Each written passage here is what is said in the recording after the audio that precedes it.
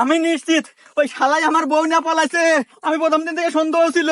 এ কাকা, কি হয়েছে? কেটো কাক নিয়ে পালাইছে? ওরে বাঁচতে রে, আর কোশ না বাঁচতে, আমার মনে হয় বিশাল বড় সর্বনাশ হয়ে গেছে বাঁচতে। আমিও যে এনজিও থেকে লোন হচ্ছিলাম, ওই শালাই মনে হয় আমার বউ নিয়ে পালাইছে। ওই যে এনজিওর নাম হচ্ছে নিয়া পালাই। কি কি কি কাকা, কি নাম কইলে আবার কও তো? ভাইস্তে, নিয়া পালাই।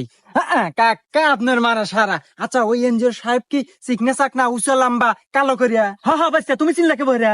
আরে কাকা, আমি এই মাত্র চাষটলে চা খেয়ে গেছিলাম, পত্রিকায় দেখি ওর ছবি বেরোছে। ও নাকি বিভিন্ন সময় বিভিন্ন রূপ ধরে অনেক এলাকায় ঢোকে, ঢুকে ব্যবসার কথা কয়া মানুষের বউ পটায়, পটায় বিদেশ পাচার করে দেয়। ইয়ে ভাইস্তে, আমি কি তালি বুড়া বয়সে বউটা হারাইলাম? এ সারাবেন নাকি গ্যাসের চুলা, rice cooker, pressure cooker, curry cooker আমি কিন্তু খুব ভালো সারতে পারি এবং কম টাকায় সেরে দেই।